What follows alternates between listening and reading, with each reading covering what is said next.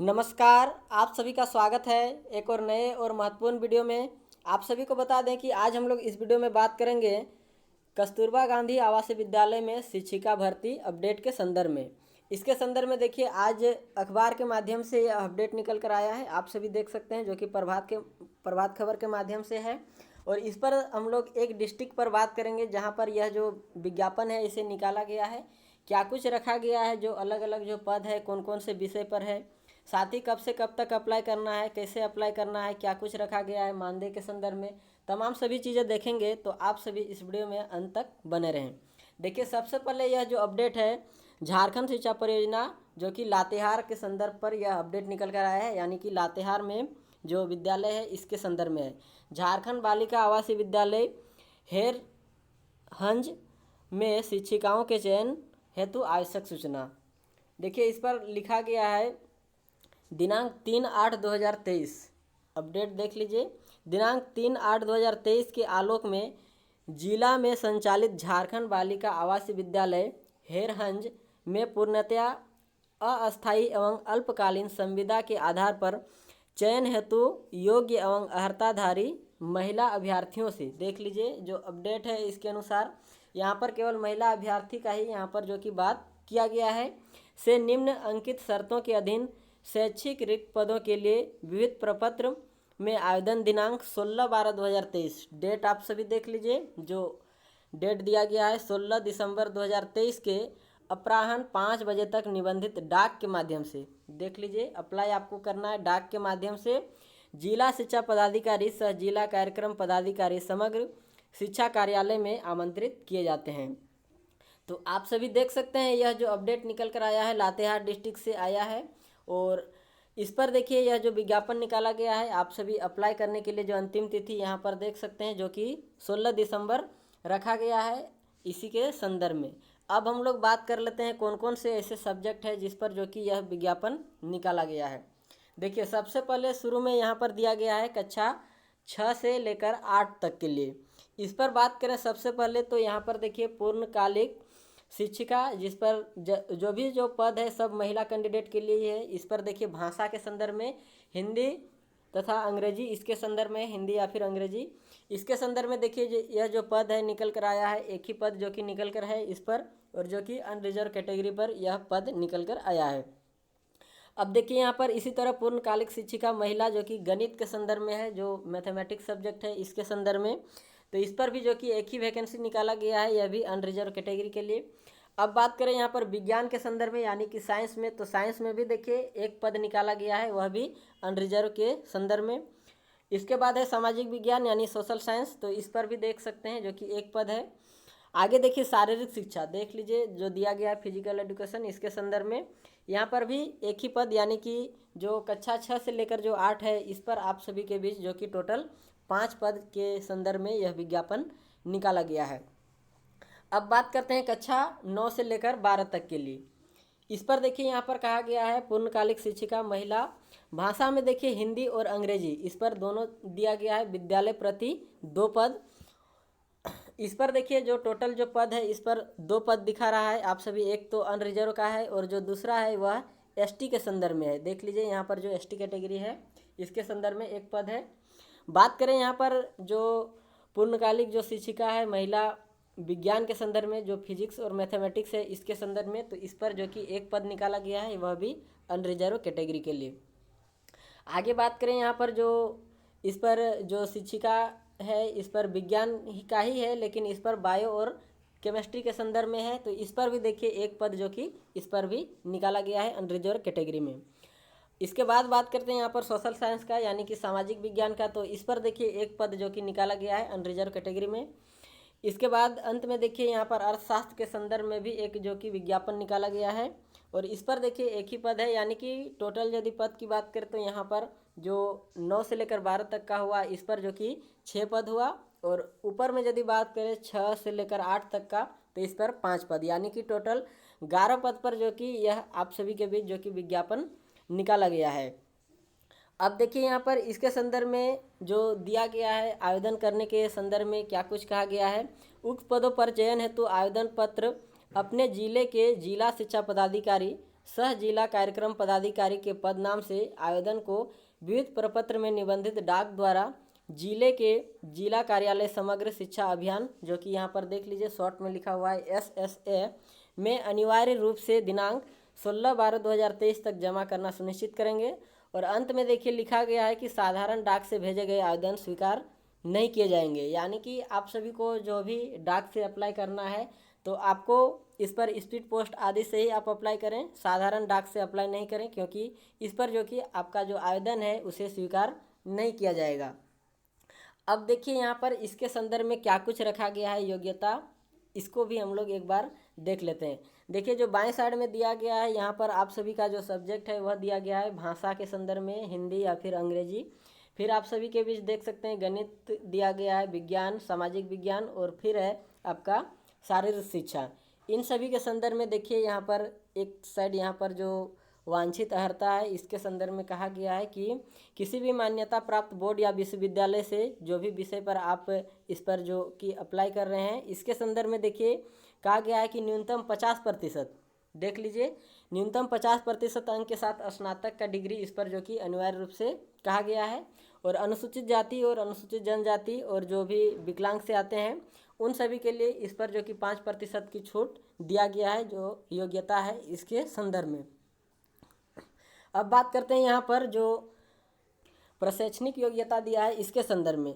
तो देखिए यहाँ पर लिखा गया है 6 से लेकर 10 हेतु अनिवार्य रूप से मान्यता प्राप्त प्रतिष्ठान से B.Ed, देख लीजिए जो दिया गया है B.Ed तथा क्रम संख्या देखिए 1 से लेकर 4 तक।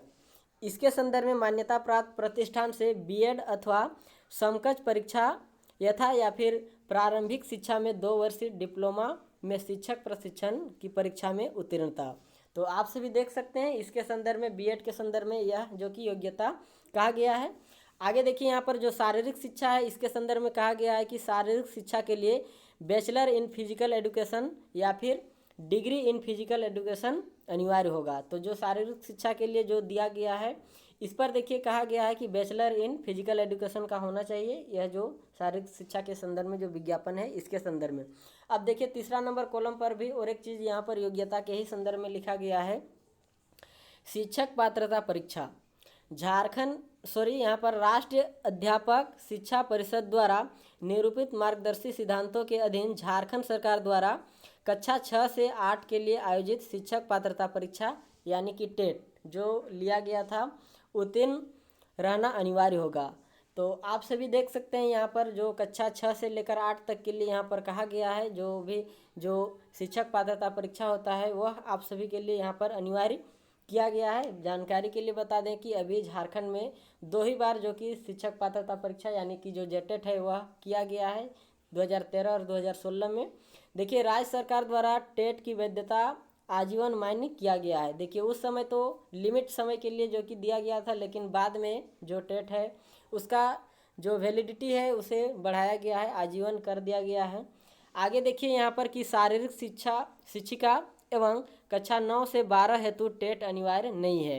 तो ये आप सभी के लिए जो कि महत्वपूर्ण अपडेट है। बहुत किसी का यह भी जो पिछला जो हमने बनाया था जो कस्तूरबा गांधी के संदर्भ में उस पर बहुत किसी का था कि टेट का जो आयोजन है वो तो 2 ही बार हुआ है, तो बहुत किसी का टेट नहीं है।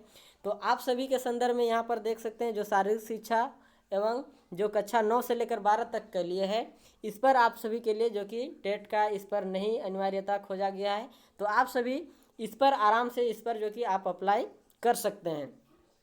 अब बात करते हैं हम लोग इस पर जो मानदेय होता है जो देय होता है इसके संदर्भ में। तो देखिए कहा गया है कि शिक्षिकाओं का चयन संविदा के आधार पर नियत परिलिब्धि जो दिया गया है इसके अनुसार कि 15,840 रुपया, देख लीजिए जो प्रतिमाह जो देय होगा यह आप सभी के लिए 15,840 रुपया होगा। और साथ ही देखिए 3 वर्ष की संतोषप्रद सेवा पूर्ण होने पर नियत प्रति माह परिलब्धि में देखिए 50% की वृद्धि दे होगी। तो आप सभी देख सकते हैं 3 वर्ष का यहाँ पर यदि संतोषप्रद रहता है तो 50% की जो कि इस पर वृद्धि किया जाएगा। अब देखिए यहाँ पर यह कहा गया है संविदा विस्तार की स्थिति में देखिए यहाँ पर कि 250 रुपये की वार्षिक वेतन वृद्धि प्रति वर्ष प्रदान की जाएगी।